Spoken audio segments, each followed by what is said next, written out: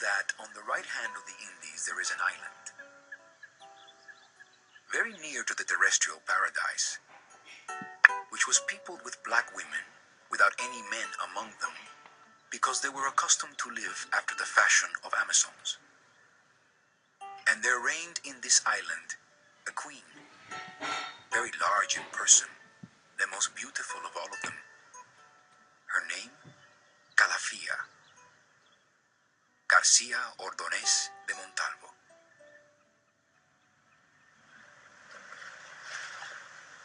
In 1533, a Spanish expedition sent north from Mexico had discovered what its members assumed was a large island. They named it California, after a mythical land of Amazons they had read about in a popular novel.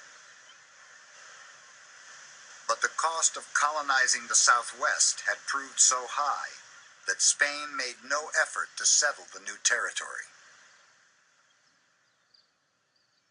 For the next 2.5 centuries, California remained essentially untouched by Europeans, home to more than 300,000 Indians living in hundreds of small bands.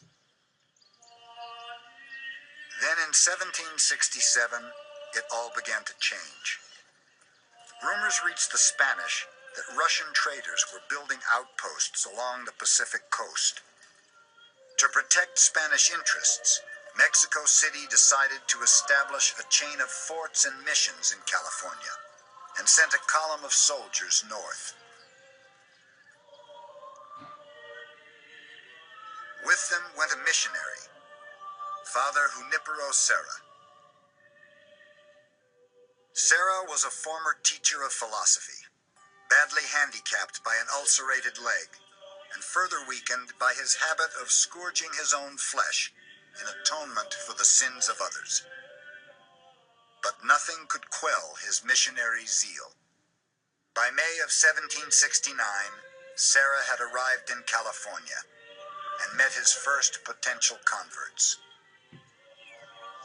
I found myself in front of 12 of them, and I saw something I could not believe. It was this. They were entirely naked as Adam in the garden, before sin. We spoke a long time with them, and not for one moment while they saw us clothed could you notice the least sign of shame in them. Father Junipero Serra. Father Serra and his followers helped establish 21 missions in all: San Diego, San Gabriel, San Antonio de Padua, San Jose, and on a magnificent bay in Northern California, San Francisco. Established in 1776, the year 13 colonies along the Atlantic coast declared their independence from Britain. Near the mission at San Gabriel in Southern California, a town sprang up in 1781. Settled by people whom the missionary fathers considered lazy and corrupt, interested mainly in drinking, gambling, and pursuing women. It was Los Angeles.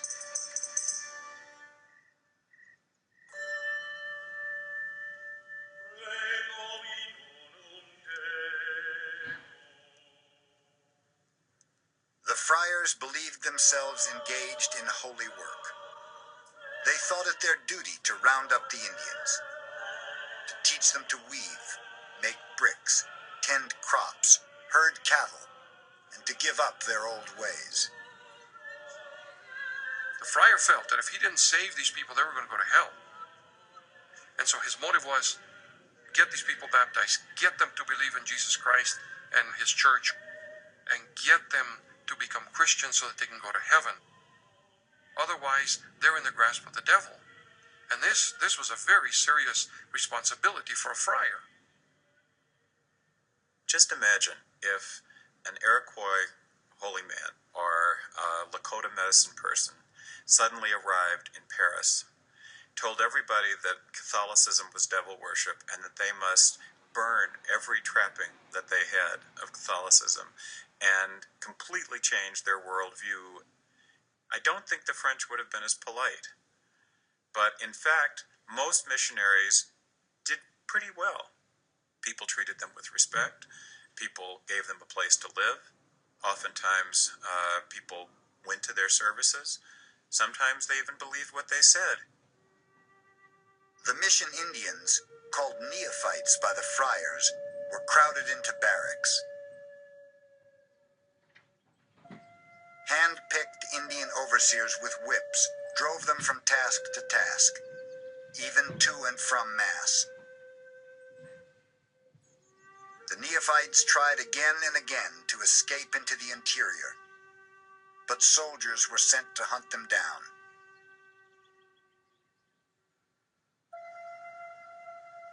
During the mission period, from San Francisco to San Diego, 3 out of 4 of the coastal Indians perished.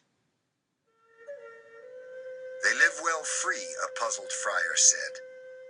But as soon as we reduce them to a Christian and community life, they fatten, sicken, and die.